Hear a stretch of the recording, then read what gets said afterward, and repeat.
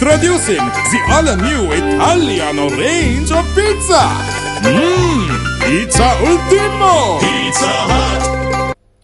நீண்ட காலமாக இடம்பெயர்ந்த நிலையில் வாழ்ந்து வரும் வவுனியா மாவட்டத்தின் ஒற்றக்குளம் கிராமத்தினைச் சேர்ந்த மக்கள் தம்மை விரைவில் மீள குடியமர்த்த வேண்டும் என கோரிக்கை விடுத்துள்ளனர்.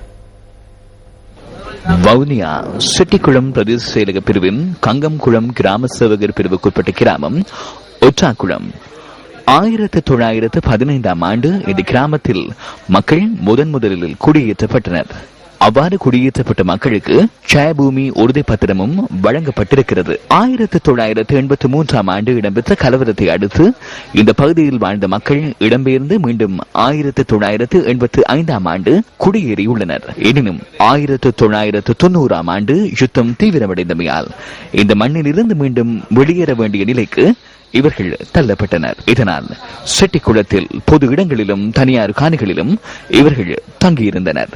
2011ஆம் ஆண்டு இங்கிருந்து ராணுவ முகாம் அகற்றப்பட்டதன் பின்னர் இந்த மக்களுக்கு மீள்குடியேறுவதற்கு அனுமதி வழங்கப்பட்டிருந்தது. எனினும் இப்பகுதியில் இருந்த காவலரன்கள் மற்றும் மன்னரன்கள் என இன்னமும் அகற்றப்படாமல் இருப்பதை அவதானிக்க முடிகிறது.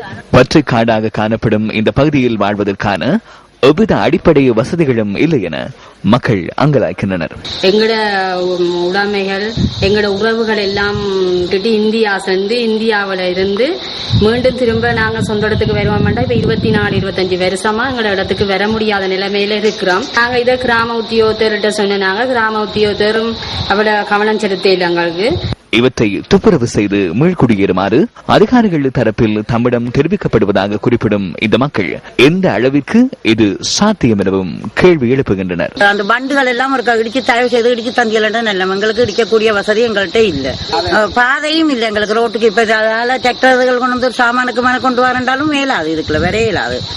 மக்களின் இந்த பிரச்சினை தொடர்பில் நியூஸ் ஃபர்ஸ்ட் செட்டிக்குளம் பிரதேச செயலாளர் நாகலிங்கம் கமலதாசனிடம் வினவிய போது இந்த விடயம் குறித்து மீள்குடியேற்ற அமைச்சுக்கு அறிவிக்கப்பட்டுள்ளதாகவும் அதற்கான அனுமதி கிடைத்தவுடன் விரைவில் மக்களை மீள்குடியேற்ற நடவடிக்கை எடுக்கப்படும் எனவும் அவர் கூறினார்.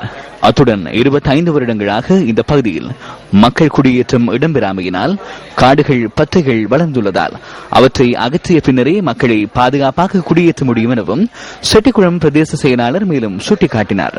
தொடர்ச்சியாக இடம்பெயர்வை சந்தித்து நீண்ட காலம் அகதி வாழ்க்கையை வாழும் இந்த மக்களின் மீள்குடியேற்றம் எப்போது சாத்தியமாகும்? நியூஸ் ஃபர்ஸ்ட், உங்கள் வாழ்க்கை எங்கள் செய்தி.